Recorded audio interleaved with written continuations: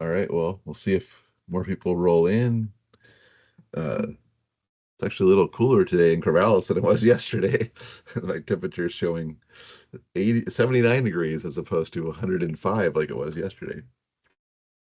But anyway, so welcome to our, like as Lloyd was saying, welcome to our regularly scheduled webinar time on Wednesdays. Having one of these about twice a month. So, and we'll have a chance at the end if there's something you want to see to give your 2 cents.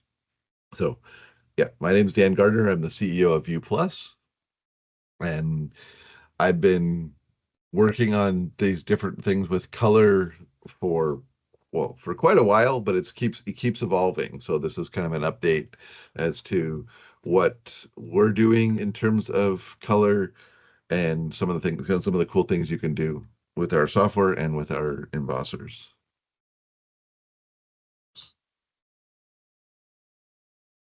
So, but first, since some of you are newer to Graphics, maybe you're newer to View Plus, yeah, so good morning.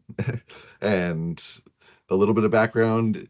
It's really was a story of personal challenge that became a catalyst for innovation. In 1988, my father, Dr. John Gardner, the one pictured on the left, was a well-respected physics professor at Oregon State and faced an unexpected turn when he lost his sight following eye surgery.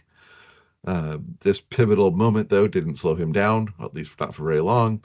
Instead, it led to the revolutionary breakthrough that is View Plus. By 1996, John's vision, despite his blindness, was clearer than ever, and his team developed the Tiger technology, which still more people seem to know Tiger than View Plus. But it's really a pioneering method. It's a nickname, tactile image graphics embosser, um, for creating multi-height tactographics, and was something that had never been done before. The existing braille embosser manufacturers at the time showed no interest in this innovative technology. So my parents, John and Carolyn, on the right side of the right picture, um, established View Plus. And now for more than a quarter of a century, we've been at the forefront of creating accessible tactographics and really transforming educational and professional opportunities for blind and low vision. People, I'll probably flip in and out of acronyms like with BLV for blind and low vision or BVI. It's really the engineer in me used to acronyms and trying to sound important. So, but fast forward to 2015, my wife and Suzanne and I joined View Plus, and we really believed in the vision and saw the untapped potential. And that was coming in at a time where it was really exciting time for View Plus, where we launched the Power Dot Braille embossers, which the Columbia and the Delta that are also see in the marketplace as the APH Pix Blaster, and also the Irie Braille track and Braille sheet. So really, but it really helped to move us out of the little niche of just tactographics into braille and tactographics, which has been good for us in terms of both exposure and really allowing people to not have to spend extra to get tactographics, to be able to do the braille things that they feel like they have to do, and then more and more they're having to do tactographics and they already have the capabilities to do that. So, and View Plus has not only developed hardware solutions, right? We've contributed to the low vision community, with best exemplified by the LibLouis project. So, open source Braille uh, software that, if you haven't heard of, right, it's the backbone of a lot of the web pages. It's a lot of the Braille that's built into things like now Windows. Um, it's also, the backbone of what is in, like the APH Braille Blaster project. So, yeah, I mean, we've been there and contributing to the community for a long time, but the focus of ours has always been clear. It's tactographics with Braille, and we've always believed it's not a luxury, right? It's really a necessity. especially in the realm of STEM, or as we've been saying, STEAM, adding art to that, uh, really by fostering global collaborations. We've championed this cause for inclusivity, but also been driving it with tangible improvements in education and employment outcomes. So I mean, we're proud of what we've been doing, and we still feel like there's a lot more to do. But this is, uh, this is another step in helping to bring things that have been inaccessible to make them accessible, or as now moving towards inclusive. So some of these said you're beginners to tactographics, right? So, one of the things that is just it feels like old hat to us, but I need to always remember that it's still a revolutionary thing in a lot of cases because again, we're still the only ones that do it in any of the devices, whether they're refreshable or other embossers or really even um, other niche technologies as well, is the ability to do multi-dot height graphics. So here on the left screen, left picture is the original picture of the hot air balloon.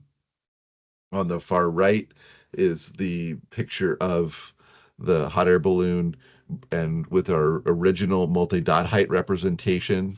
So the different light gray versus dark grays are the seven different dot heights. So this is really uh, to give some contrast, right? I mean, you can do a certain amount with line art. Like on the right side, I have, some pictures of some shapes and some arrows, and I'll get into that picture a little bit more. But you can do quite a bit. But you think of it, it's like a coloring book page that hasn't been filled in, right? It's missing information. It doesn't have contrast. Complexity will quickly be overwhelmed with just line art, and so having the multi-dot height, and the other part is that the multi-dot height really allows again, a lot of our technology is built to allow the blind and low vision person to self-serve. So taking a hot air balloon and printing it, yeah, it'd be great if they could afford to have a transcriber come in and add textured fills and outlines and follow all the rules to make a perfect graphic, but maybe they don't even know what it is to begin with, and this gives them a really good idea. And then the middle now is showing what we can do with automatically mapping textures to the fill. So this is using our VP7 library. So it's got the red bricks, the oranges, the yellow beams of light, the blades of grass, the blue waves, and then the brown thatch. So therefore, not only can you get an idea of how the layers, that they're horizontal layers versus vertical layers, um, but even if someone says like, well, and the yellow stripe in the middle, well, you can find where those things are. And so again, that's the idea of that, and also showing that by being inclusivity means it's not just the picture in the middle, it's overlaying the ink layer on top of one of those representations. So we have solutions for doing that as a two pass or all in one. And so really being able to have both the words, the braille, the picture, and the tactile representation, so that regardless of how much sight or not sight or who's working on it together with somebody, that um, everyone can contribute and see what's going on. So uh, and also, I guess I'm highlighting on this page too our continuing improvements. So on the right picture, showing on the left side of the right picture is showing the Tiger technology. I don't know how well it comes out on your on your screen, but that was 20 DPI. So you can see some of the artifacts of 20 DPI where you'll get a little bit of jaggedness around the circle compared to the nice smooth circle on our latest technology, which is 100 DPI, and you get smoother diagonal lines and just tighter lines in general. And so smoother circles, better diagonals. That's what the technology that's in our newest Rogue embosser. Um, so and again, giving you the background of this for those of you that are newer to tactographics, I mean, really how to scale this, right? Is how to reduce these times. I mean, we're hearing it's taking thousands of, or well, maybe multiple thousands of dollars in multiple months in a lot of cases to get tactographics done. In the case, a lot of cases, we're hearing 6 to 9 months, and it's meaning that kids are being held back a year because they wait for their materials to be available.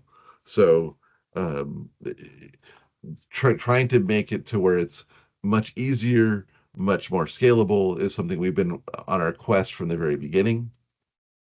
So but there are some inherent challenges if you're trying to build content that can be scaled to different sizes of paper. You've run into this where Braille is a fixed font size. Um, so doing something, so once you put the Braille onto it, you're kind of locked into whatever size you have. So that's where you'll see uh, either having to produce, a letter size, and then if you're in Europe, metric sizes versus the Braille size paper, the 11.5 by 11.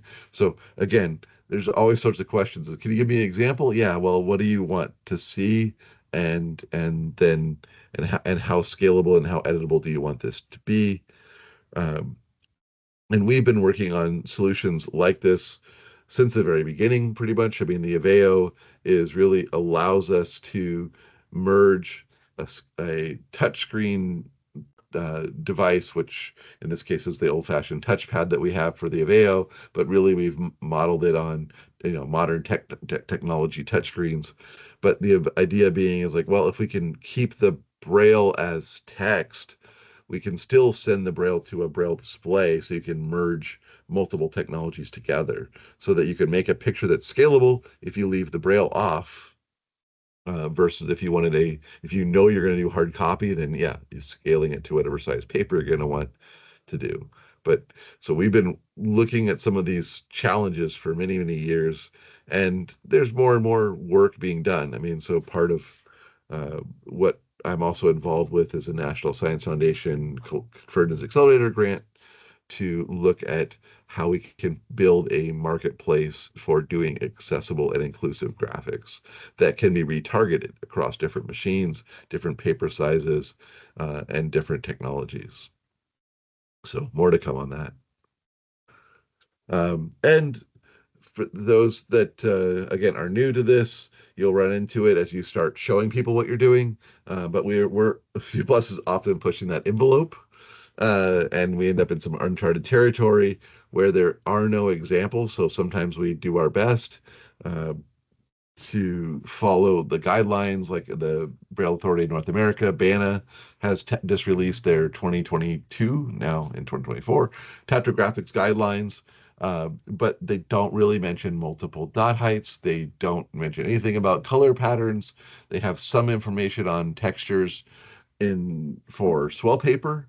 But so it's definitely kind of a challenge to when we show things. It's like, well, is there a standard? Well, no, because I mean, the standards are not keeping up, as is typically the case with most standards. So what we try to do is do our best to be consistent and to be open to change.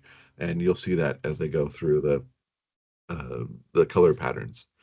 There's other technologies too. The Scripor alphabet um, is this 10 dot cell. So the uh, the the 3 by 3 Braille like cell with a little dot over the top, um, is a European based initiative to be able to teach color to blind people, and it was modeled using our Spot dot printer because that's very popular in Europe. But yeah, so it's different than what we're talking about today, where we're trying to take off the shelf graphics and allow them to be more accessible by using color textures. This is actually an educational tool for teaching colors.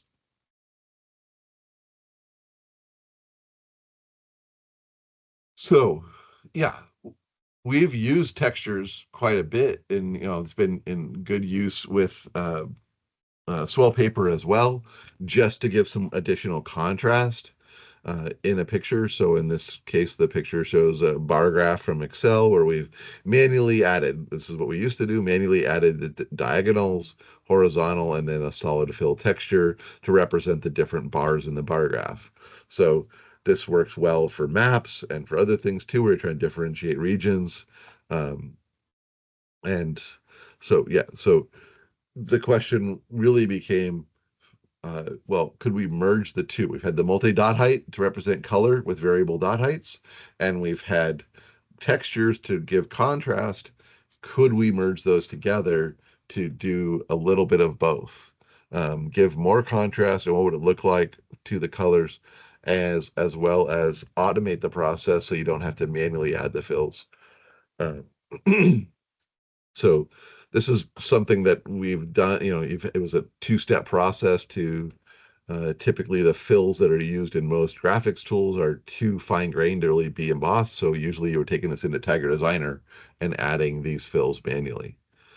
And they were fills at least, as opposed to if you're doing it in a lot of graphics tools, you're end up manually drawing these lines or building your own kind of library of fills, which again, because we allow, I guess, skip over that for those of you that are new, we do allow you to essentially print from any tool. So there are a lot of people that use CorelDRAW, they use Adobe Illustrator, they'll use whatever they know or where they have their graphic source. Um, it's the embosser in our case acts like a printer, shows up like a printer, so it's no different than printing to your inkjet at home. This is, uh, in this case, this is printed from Excel. Um, so let's see. So jumping into what we're talking about today, right, is uh, well, to simplify things. I mean, we really designed it to be a 12 step thing. So the bottom right color wheel is the 12, the VP12 as we call it, and really is the sort of standard color, the standard web color palette, right? With red, orange, yellow, chartreuse, green, spring green, cyan, azure, blue, violet, and magenta and rose, right? So but we were started off with this mostly, well, we saw a lot of interest really jump in terms of art. So the VP7 became the most popular one because that was the 8 colors plus or the 7 colors plus black is also the standard set of colors that's in a eight crayon box of Crayola crayons. So it ended up being, this was the one that we ended up using. So again, had art has brown, which in STEM, brown does is not a color that is not a primary color.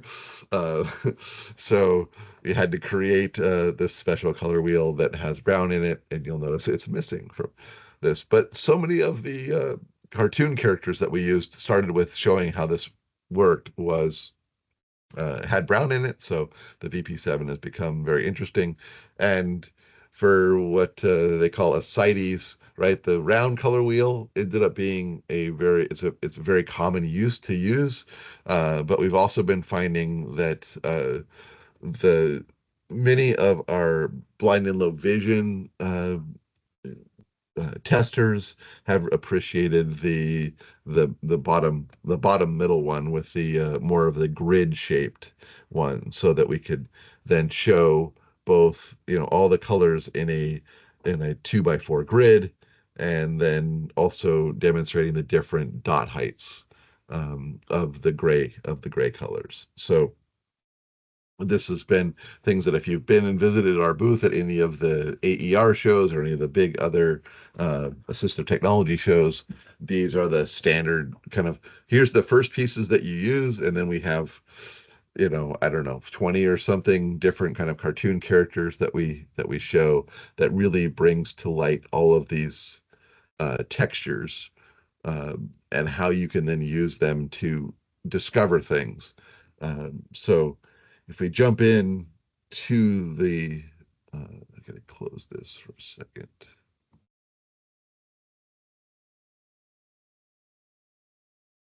So, I mean, jumping into how to use it, and then also how to um, uh, well, yeah, how to use it, and then and how to modify and do it too. So again, we're not saying that our color textures are the standard or are even the right way, but they have gone through quite a bit of testing. And so Uh, and really, again, I start with this one because, Bart Simpson is where it all began with me because I was just sitting in the hallway waiting for the Texas AER break for all the everyone to come back and was, trying to figure out this is quite a few years ago, trying to figure out how to describe what you can do and how easy it is. And so it's like with old-fashioned cartoons, you have um, the nice black outline and then the fill that goes in with it. And so Bart is the one that I thought of first when I started this kind of like I just went into Word and said insert picture and I just did cartoon and Bart was one of the first ones that came up. And so that was how it started and just seeing like with the hot air balloon, right? I mean, seeing how you can what it means before this is before even textures. So it's just a matter of okay, I print this. Um, and if I have my preview turned on, then I can see what happens. Oh, it goes to the wrong screen. Oh, I have the texture turned on already. Let's see.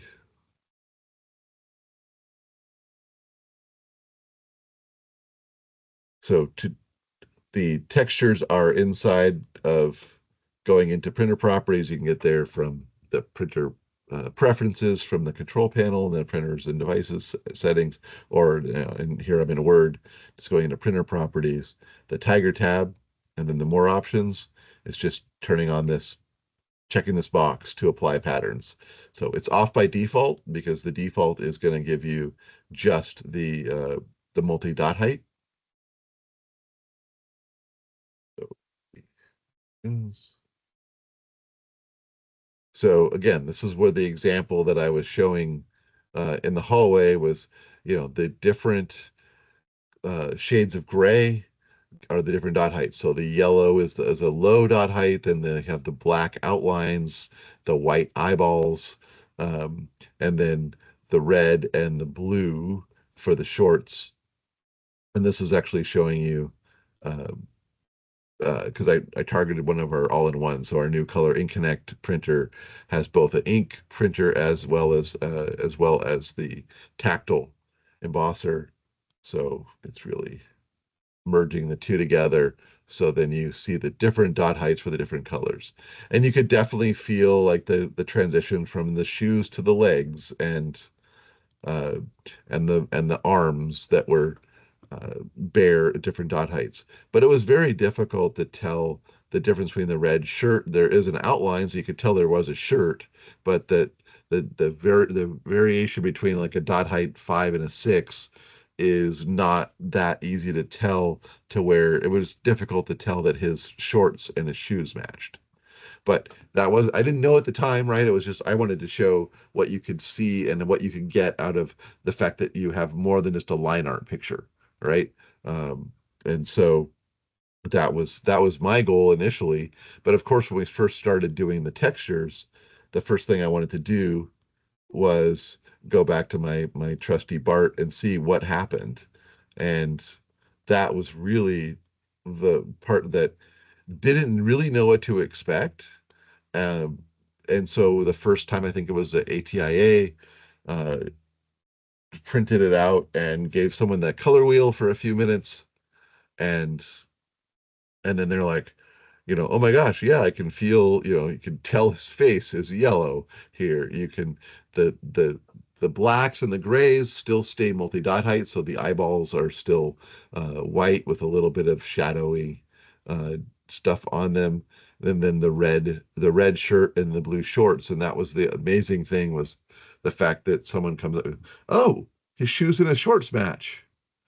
And it was like that was like okay, without any guidance, without any statement, just a color wheel for like 30 seconds and then the Bart picture. Um, that was like, okay, this is phenomenal. This is exactly what we were hoping for. So that's what, those are examples of how to do it. So it's just a matter of turning it on with TSS 8.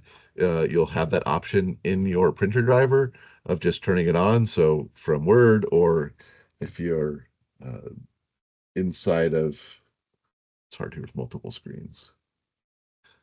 In this case, inside of your embosser settings, it's just printing preferences. So you can then bring those up, go to the Tiger tab, and more options. And then you have a checkbox.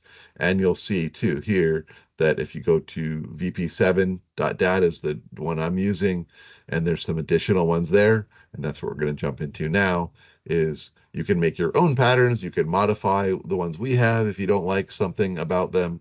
But I'll show you how these actually work under the hood, in addition to, what you can do with using them. Um, so we'll, I guess, first a little bit more about using stuff. So our main tool, for I mean, I guess I usually use Tiger Designer to show what you can do. I mean, I typically use Word for most everything. And then we use for like the coloring books, we'll use Adobe Illustrator. But Tiger Designer can get you access to everything. And I really use it as a fix-up tool. So when you look at those previews, if you wanted to move one little dot, you can do that. But you can also open up things like PDFs that have Braille in them from the TGIL. So Tiger Designer is a very useful tool. I think we've covered it in some of the other webinars, which so you should be able to find those recordings um, on on our YouTube channel. So, but if I go in and I want to look at how this could work, um, so I'm going into starting, in this case, a rogue print file. Um, I have my pattern library. Too many screens. So I have I'm using the VP7 in here. So I have those options set. And if I want to do something quick, if I want to just cut and paste Bart into it. So again, this is, you can see, I cut and pasted him in there. It renders it in the dot patterns. It's showing me the different dot heights with the different grayscale edges. If I want to apply patterns, it's as easy as clicking this button and it'll apply the patterns for me. Um, so if I don't want to do it, I can turn it off. If I want to change the library, I can do that also. This is also where you can do a lot of cleanup. Like if I don't like that gray stuff down there, I can reduce the contrast and it disappears. So you can play with a lot of simple cleanup by just cutting and pasting a JPEG or a PNG right into Tiger Designer. It can be done, increasing the edge separation, things like that. So, but now I just wanted to show you that you can do patterns this way as well, is turn them on in the printer driver or just directly in. And this was how we, would always do fills before, was do texture fills to replace these gray fills um, inside of Tiger Designer.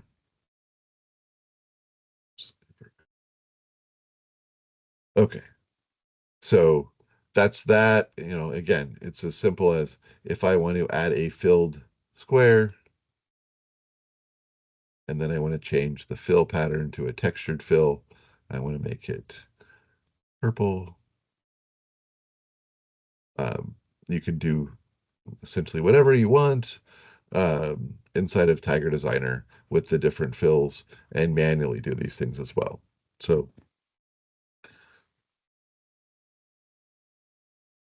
but like I said, for me, the biggest way that I do the most common way that I do these kind of things is, let's leave this down here, is inside of Word.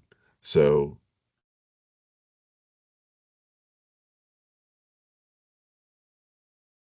So, I mean, it's as simple as if I want to go in and insert a shape, I want to do a circle, is defaults. And so I want to change, yeah, if I want to change the fill to be yellow, I want to change the shape outline to be black, and I want to change the weight of that circle to be a little bit more, stand out a little bit more.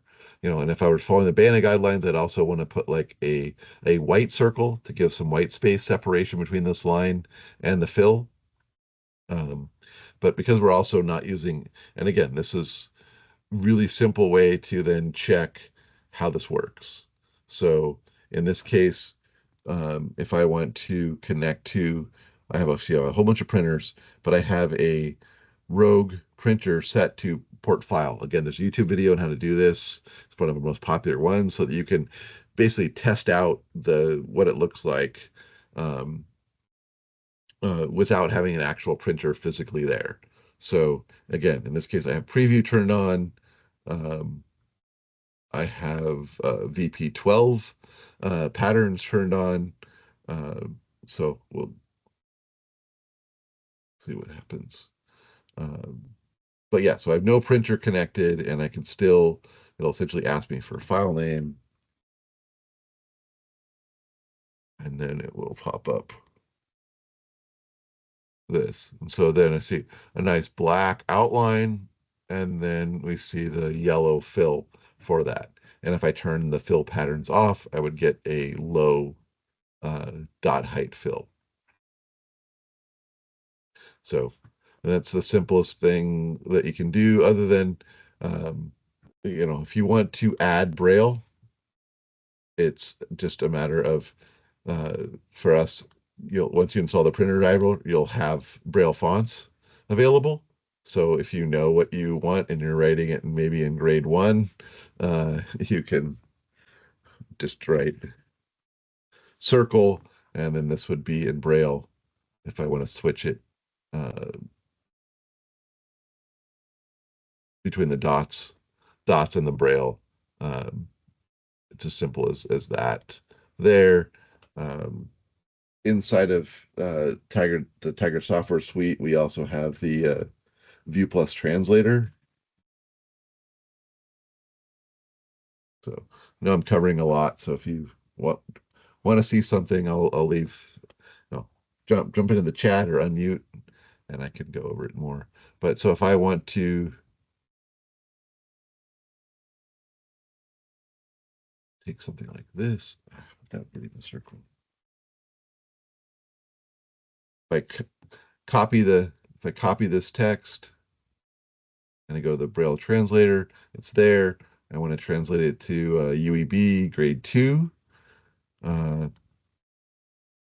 and either way, doesn't doesn't have anything shortened. So in this case, but so now I have the Braille there. So if I didn't know whether it's, then I can go back in here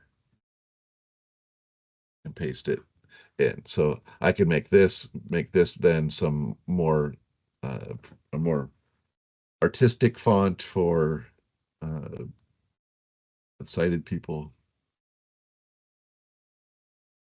and then it will print.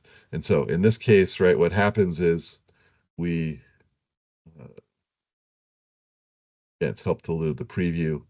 So in this case, what we end up doing is the Braille font goes to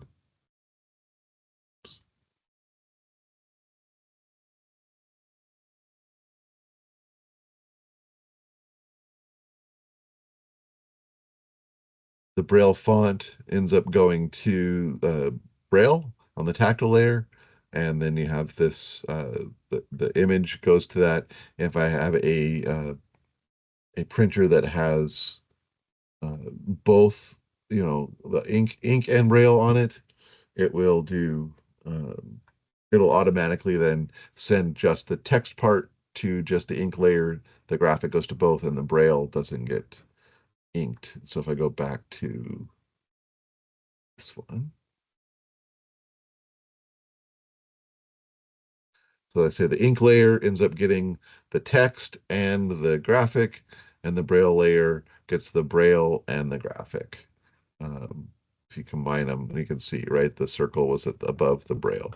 So you can, it's pretty simple to do really complicated things like like having mixing ink and text and actually I have it sitting right here.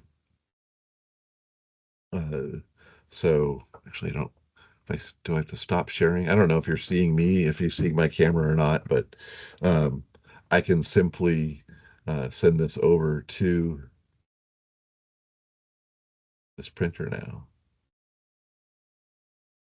It doesn't have to just be a preview.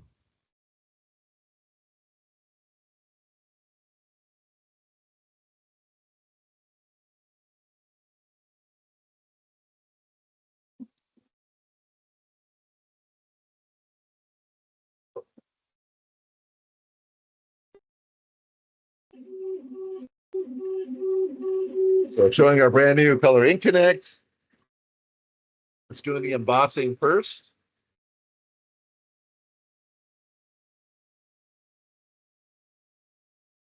of the circle. And then what's behind it with the cover off is it's the brand new Color Ink Connect. So the nice thing is it's new technology, so it's really fast. So we're able to do uh, very high volume print jobs like I just did for ACB conference. And so just like what you saw on the screen, you get exactly the same thing if you want to if you have a print in your office. So I've got the ink, the braille, and then the tactile with the texture for yellow. The advantage of having all these printers in my office. But if you don't, like I said, you can get a pretty good idea. You can get a pretty good idea of what it's like with the preview.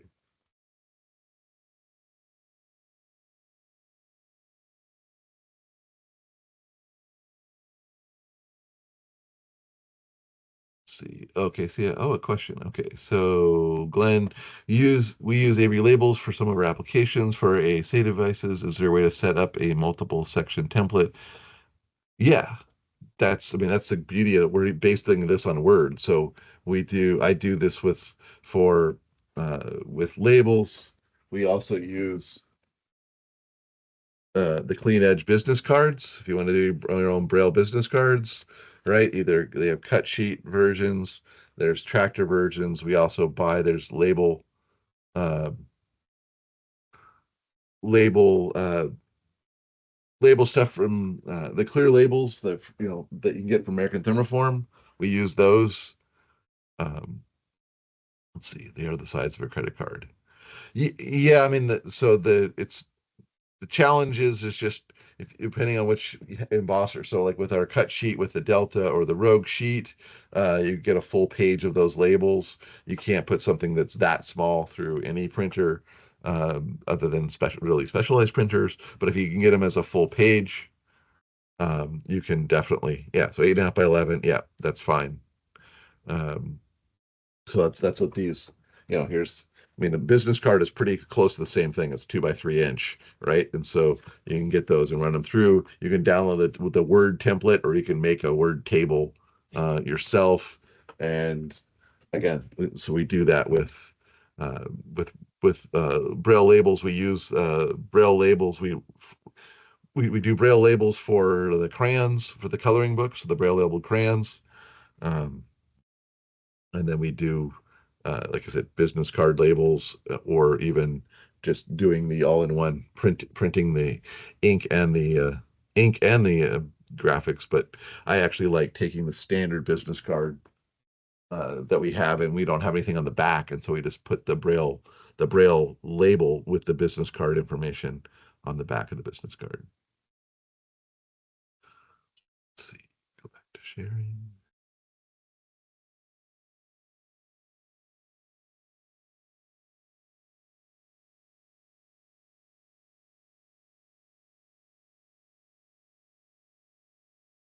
So one of the other things before jumping into is there's been other materials that we found um, that are getting new life from. So one of the big things we saw was a lot of things end up looking like this structure of the sun, right? It was really well laid out. It has braille labels. It has ink labels. It's very inclusive. It's been one of our examples for our spot dot for years. But you look at it, it looks great, but trying to actually use it was always been a challenge because there's yellow, orange, reds, and they weren't that different, and the lines weren't that thick to get good regional separation. And so by just turning on the patterns on this design, you actually get quite a bit more contrast. And so I was gonna try doing this. So if we look at it from the standpoint of,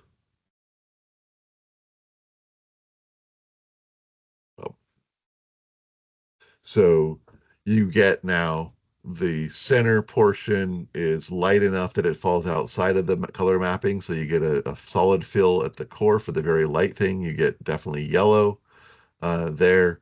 You get contrast with the call out lines and then the orange definitely versus the red. So you get a lot more contrast than we ever got with just the dot height separation. So again, it'd be better if it had thicker lines so they actually got picked up with the outlines and I could go add those in Tiger Designer if I wanted to. Or we could turn on our line thickness indicator because it missed these arrows because they're a little thin for this printer setting. Um, but there's always workarounds versus if we turn off the patterns. It looks cleaner with just the dot height pattern because it's a solid fill. Oops. So it looks, but it was very difficult to feel some of those transitions comparatively. Um, but you definitely then got separation. You didn't lose the call out lines. So again, the patterns are not always perfect for every one to be thing, but again, in a lot of cases, they allow maps and things like that that already have outlines that already have using colors to represent regions. They end up being very useful to do additional contrast. So it's again, that's why you leave it. You have it as an option, turn it on or off, and you can also make your own. So that's kind of was the next piece was. I don't know if we have any. Uh, uh, I hope I'm being descriptive enough if you're not seeing any of this stuff, but for the textured fills, you can make your own fill library, whether you can see. So inside of the Tiger Designer, you have the pattern editor. Um, for this, the VP7. So if you pick up the orange, right, you see it's just a series of circles on a 7x7 grid, and so you get a preview there. If you can't see this, right, you can also go, if you go look here, look at browse, you can get the location.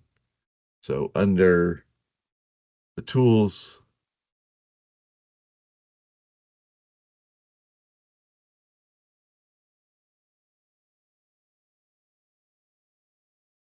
you can also, these are just text files. So if we want to go into the VP12 is probably the cleanest one. Um, you can open it up in a text editor and you'll see that it defines the regions just like in the graphical interface. You have the graphical regions. Um, let's use the same library.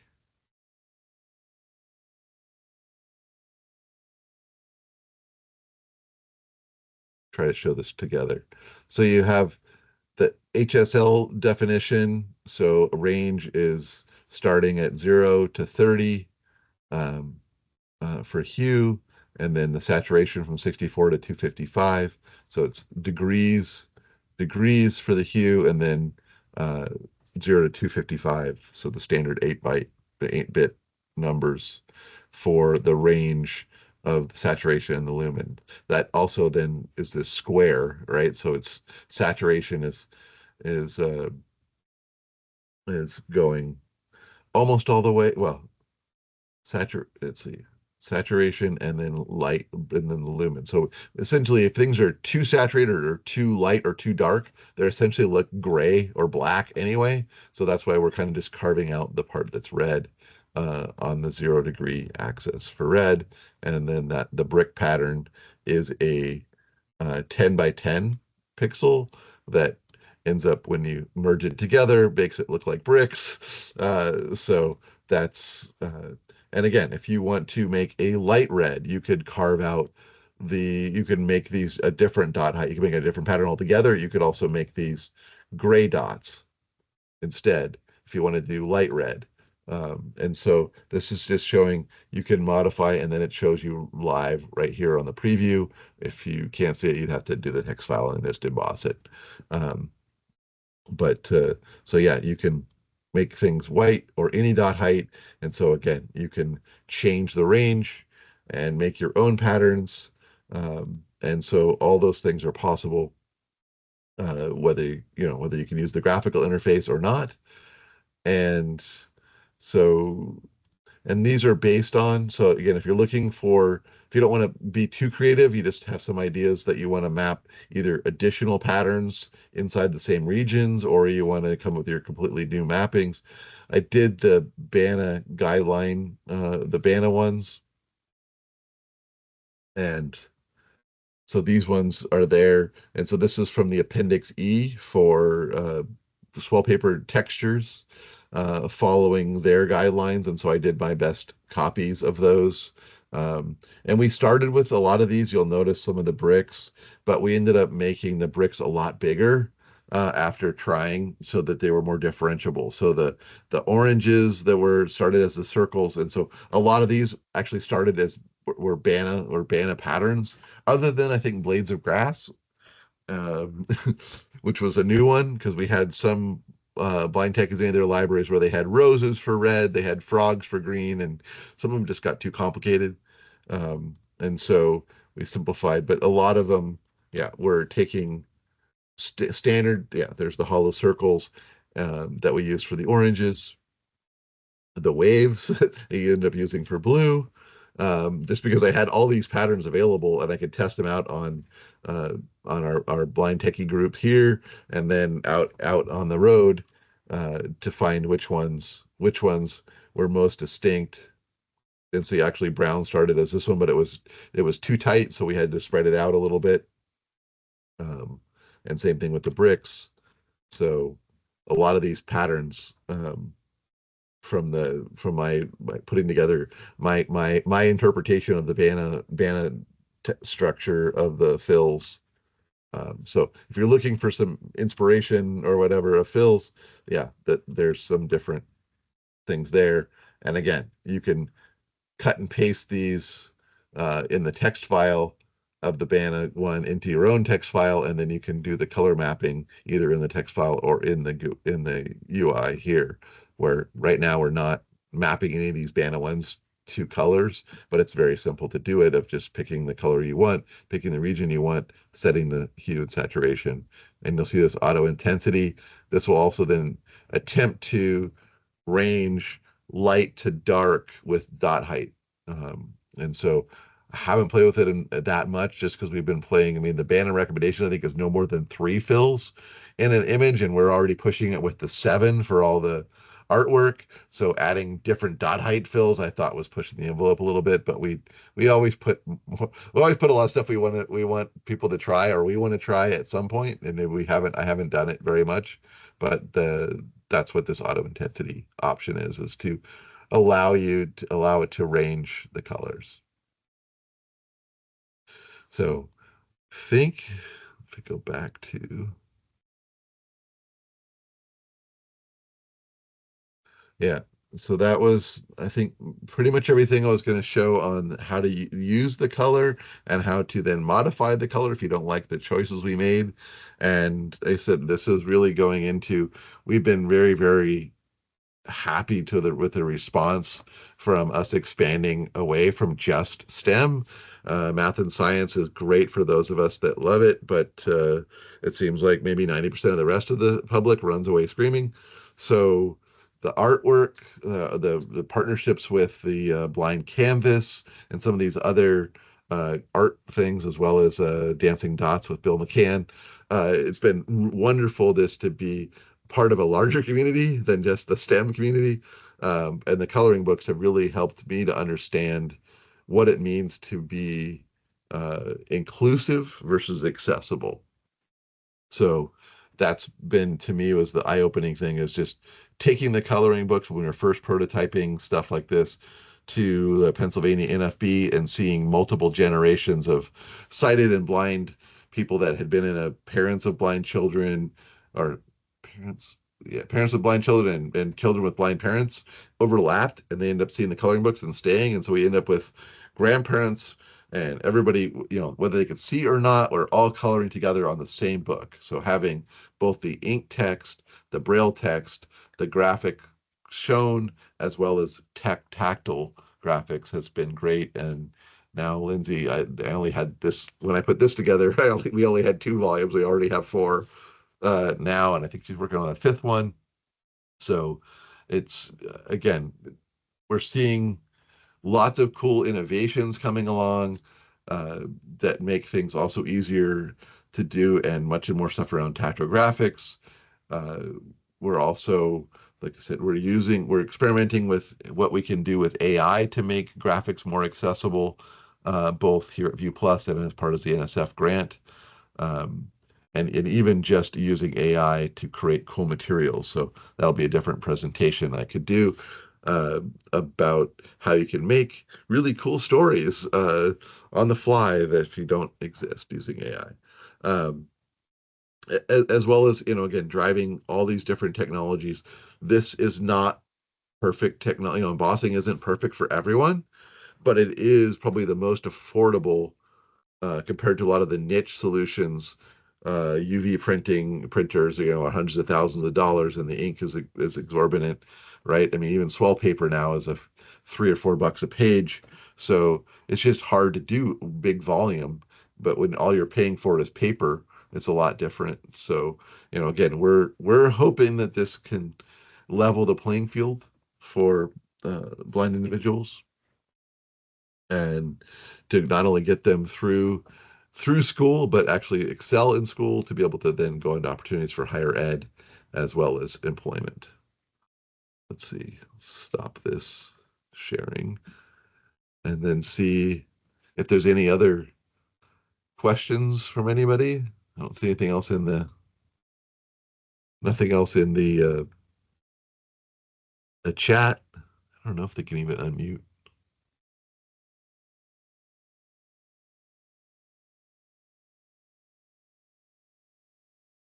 And Lloyd, did you have So, another poll? um, normally I would. Um, I was going to add though that I did have on the agenda for 2 weeks from now to go over AI. So I've already. I couldn't tell if you were talking. Can you hear me? See Lloyd lighting up, but I don't hear anything. I can hear him. Oh. Oh, because my speaker's on. Give Dan here a second. Can you hear me now? Yep. Okay, perfect. So I was gonna say I do have on the agenda for 2 weeks from now to go over AI and tactile graphics and how AI can help. So you had just mentioned that. I thought anybody that's interested in that, the email will go out soon, and so we can cover that here in 2 weeks. And then, oh, you were asking about the polls. Normally at this point, I go over a poll for what would you like to see next. We do have that. You know what? I'm still going to launch that one, and we can just schedule that one after the AI webinar. But just to get an idea of what would be beneficial to you, it's just a word cloud. So if you just type in, what you would find beneficial. You can do it a couple times, I think, and see what.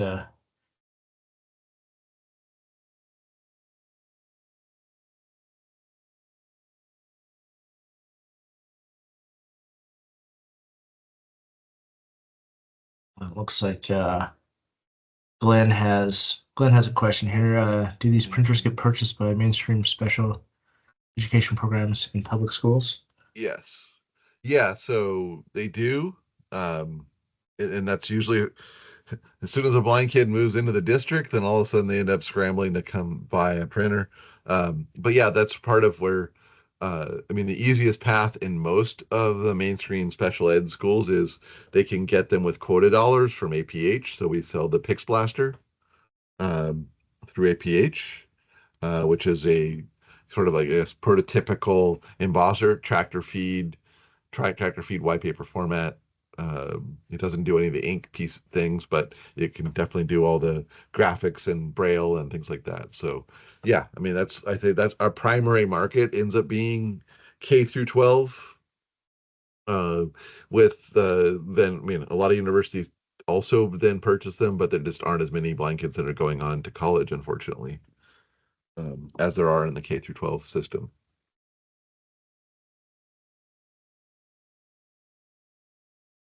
So yes, they do get. Is that Glenn? Is that something? Are you guys looking to purchase one? Oh, perfect. So yeah, and I think as a follow-up, if you want more demos too, I'll give a plug because you can go to um, our website and go to the contact us, and there's a book a demo with Lloyd, and so he can do um, a 3 hour or 30 minute, sorry, a 30-minute demo. Hold up. He'll probably feel like go for 3 hours too, but okay, and Diana asked about the Braille font. Those happen. You install any of our printer drivers, or there's also a font installer. If you go to in our website to the downloads page, um, there's you can download. Well, any of the printer drivers will install it. And we've switched over. You still see a lot of people still using the Braille 29 font, but we released the Braille 36 font um, about year and a half ago, I think, just because we designed the Braille 29 when it was just everything was Windows, and we found some issues with it on other things like Mac OS. So uh, anyway, so Braille 36, but the Braille 29 is still part of the package as well. And you can try our Tiger software suite. It has a free 30-day trial as well, which will also install the fonts, and you can have then the Braille translation capability inside of Word. So you have if you install TSS, you'll have a Tiger tab inside of Word and inside of Excel. So then you can move on or try it out before you have to buy it. Try to do We've everything. also we've also got a video on YouTube on how to install the print to file feature. Yeah. So when you use TSS in the demo, if you don't have an embosser yet, you can use it, try to figure out, get familiar with stuff, and then you can print a file to where you can see exactly what you're going to get without a printer. Yeah, I'd say the key places are, oh man, it's always on the wrong screen. And if you want help setting that up, you can always just book a demo and I'll help you set it up. Yeah, so viewplus.com is the main spot. And so they book a demo with Lloyd. His calendar is way more open than mine. But and so and you can also then if you go to resources and the downloads, this is where you'll see everything. So there's your printer drivers for any of the different printers that we have, um, as well as the coloring books. Let's see, I glossed over it. Oh, Tiger Font Installer. Yeah, so there's the font installer if you just want to install just the fonts rather than, but any of the printer drivers, or if you go into uh, Tiger Software Suite, If you download TSS, it has a 30-day free trial.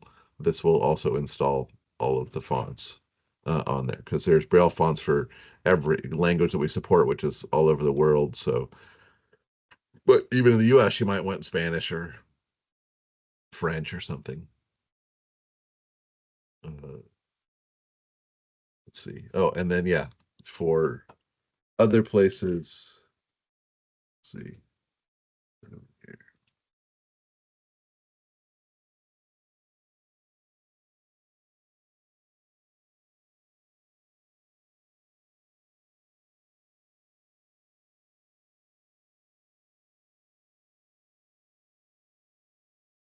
So under a YouTube channel, this is where you can see all of the stuff. But if you go to, as like the video ones, it says the kind of latest.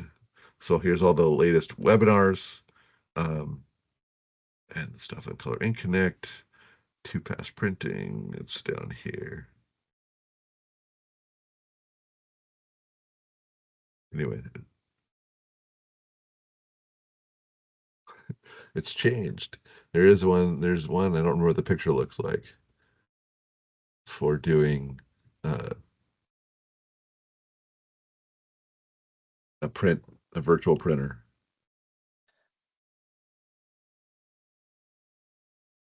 But it's there somewhere. Yeah, let's see. I'll put it in the chat. Uh, There you go. Right Not that here. one.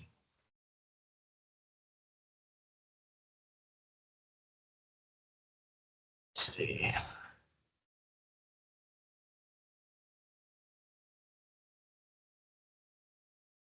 There we go. It's in the chat. Okay. So, but now I can't see the, is there any more chats? Questions? All right. As usual, I ran over. So,